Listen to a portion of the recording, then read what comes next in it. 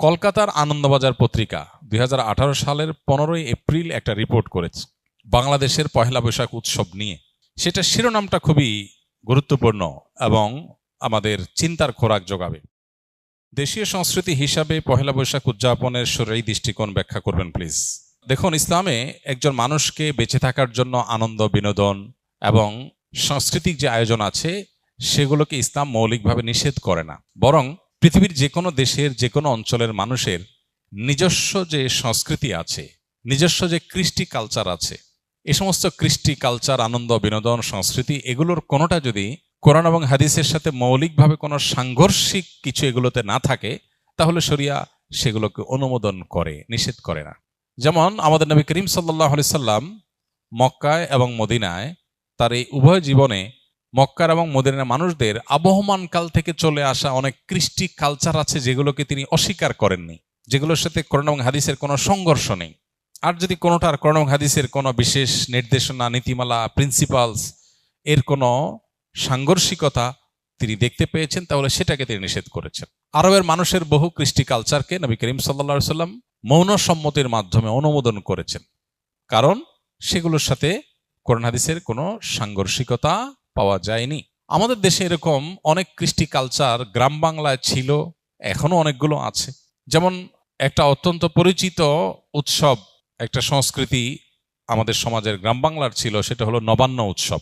নব অন্ন, নতুন খাবার, নতুন ধান যখন উঠতো তখন সেই নতুন ধানের চাল দিয়ে পায়েস রান্না করা, পিঠা রান্না করা, বিভিন্ন রকমের খাবারের ব্যবস্থা করা, ভাত রান্না করা, এটা একটা আনন্দের উপলক্ষ ছিল গ্রাম বাংলার মানুষের। ঘরে ঘরে ধান উঠেছে, সে উপলক্ষে রান্না বাড়া এবং খাবার দাবারের ব্যবস্থা করা। এই নবান্ন উৎসব, এখানে এমন কিছু নাই যেটা আসলে শরিয়া নিষেধ করেছে। অতএব শরিয়া দৃষ্টিকোণ থেকে এটা নাজায়েজ কোনো বিষয় না, আমরা সেটা করতেই পারি। এরকম অনেক উৎসব আছে যে উৎসবগুলোকে শরিয়ার দৃষ্টিকোণ থেকে নিষিদ্ধ বলার কোনো সুযোগ নাই। পহেলা বৈশাখের কথা যদি আমরা বলি, তাহলে সেক্ষেত্রে আমরা দেখতে পাই পহেলা বৈশাখ এটা আসলে বাংলাদেশের বা বাঙালি জাতির আবহমান কাল থেকে চলে আসা কোনো কালচার কি না। পহেলা বৈশাখের যে রূপ আমরা দেখতে পাই এখন, এটা তো শুরু হয়েছে 1989 সাল থেকে। ধাপে ধাপে এটা পরিবর্তিত হয়েছে, সেটা আমরা জানি সবাই। বাট এটার একেবারে প্রাচীন রূপ যদি আমরা দেখি পহেলা বৈশাখের, তাহলে দেখতে পাই পহেলা বৈশাখ উপলক্ষে মূলত জমিদারি প্রথা যখন চালু ছিল এ অঞ্চলে, তখন জমিদাররা বছরের যে খাজনা নিত কৃষকদের কাছ থেকে, এই খাজনা তোলার শেষে বছরের প্রথম দিনে তারা এই পহেলা বৈশাখে তারা একটু মিষ্টি মন্ডা প্রজাদেরকে খাওয়াতো। তাহলে এটা ছিল খাজনা উত্তোলন উৎসব, যেটা করতো জমিদারেরা।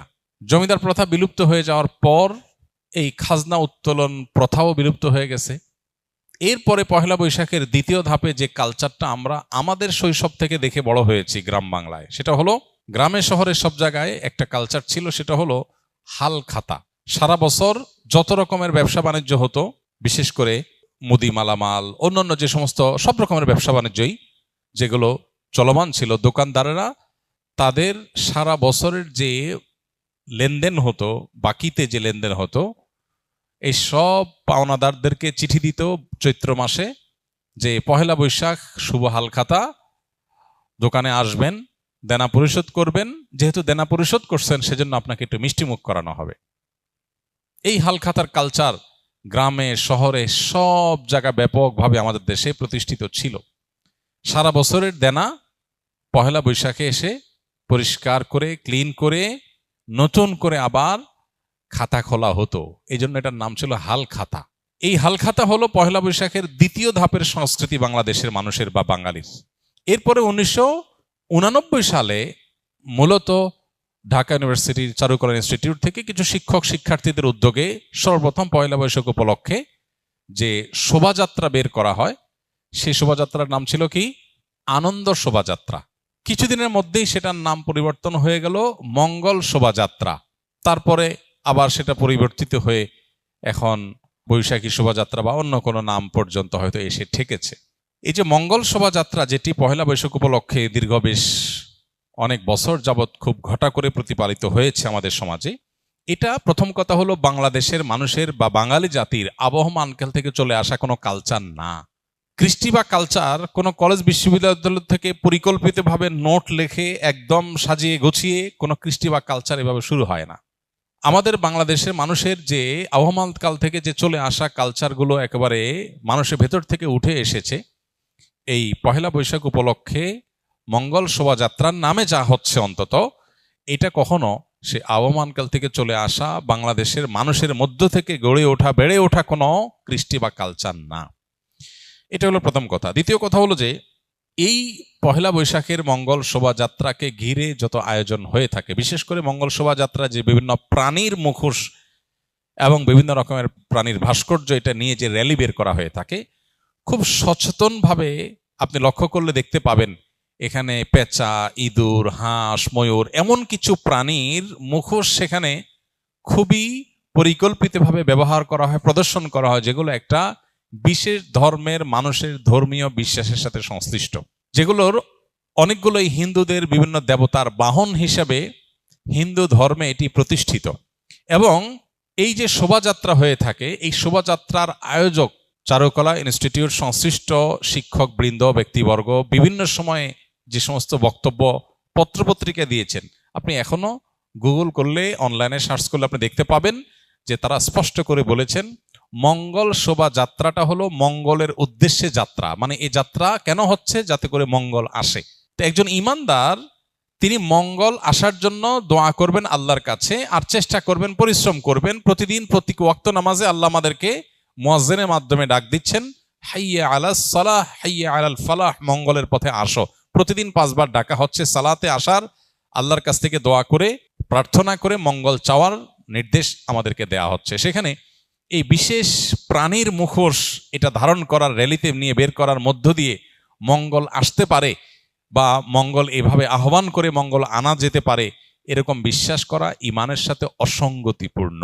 এই বিষয়গুলোকে সামনে রাখলে স্পষ্ট হয় যে এটা আসলে মুসলমানদের উপর চাপিয়ে দেওয়া একটা সংস্কৃতি, যেটা মূলত অনেক ক্ষেত্রে হিন্দু ধর্মের মানুষদের সংস্কৃতি, সেটা মুসলমানদের উপরে চাপিয়ে দেওয়া হচ্ছে। পহেলা বৈশাখকে ঘিরে, মঙ্গল শোভাযাত্রাকে ঘিরে যে কালচার, যে কৃষ্টি আমাদের সমাজে আজ পরিচিতি লাভ করেছে, যেটা আমরা মঙ্গল শোভাযাত্রা দেখতে পাই, এইটাতে আপনি যে সমস্ত উপাদান দেখতে পাবেন এগুলো মূলত একটা বিশেষ ধর্মের মানুষের ধর্মীয় বিষয় আশয়, সেগুলোকে বাঙালি সংস্কৃতির নামে আমাদের সমাজে গেলানো হচ্ছে। খুবই দুর্ভাগ্যজনক বাস্তবতা। নবীজি বলেছেন, মান তাশাব্বাহা বিকওমিন ফাহুয়া মিনহুম, যে ব্যক্তি কোনো জাতির সাথে সাদৃশ্য গ্রহণ করবে সে তাদের অন্তর্ভুক্ত হয়ে যাবে। এ ব্যাপারে আমি লক্ষ্য করেছি বেশ কয়েক বছর আগে থেকে। গত পরশু দিনও আমি আবারও এ বিষয়ে অনলাইনে সার্চ করে দেখেছি। কলকাতার আনন্দবাজার পত্রিকা 2018 সালের 15 এপ্রিল একটা রিপোর্ট করেছে বাংলাদেশের পহেলা বৈশাখ উৎসব নিয়ে।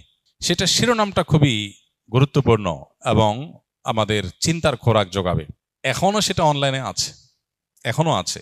মানে কখন ডিলিট করে ফেলে তারা বা ডিলিট হয়ে যায় আমরা জানি না, তবে এখনো আছে। কলকাতার আনন্দবাজার পত্রিকা ঢাকার এই পহেলা বৈশাখ উপলক্ষে যে আয়োজন, বাঙালি উৎসবের নামে যেটা গেলানো হচ্ছে মুসলমানদেরকে, সেটা সম্পর্কে শিরোনাম করেছে, হেডলাইন করেছে, ঢাকার পয়লা যেন অষ্টমীর এক ডালিয়া। অতএব এরপরও যদি কোনো মানুষ, কোনো মুসলমান যদি বিভ্রান্তিতে থাকেন, তাহলে তাকে আল্লাহর উপর ন্যস্ত করা ছাড়া আর কিচ্ছু করার নেই। আমাদের দায়িত্বশীল ব্যক্তিগণের প্রতি আমাদের উদাত্ত আহ্বান থাকবে, তারা অবশ্যই আমাদের দেশের সংস্কৃতিকে ধারণ করবেন, সেটার প্রচার করবেন, আমরা সেটা ধারণ করব, প্রচার করব।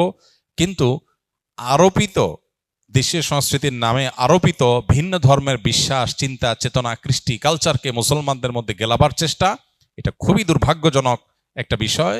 এটা বন্ধ হওয়া উচিত এবং এটার ব্যাপারে আমাদের সচেতন হওয়া উচিত।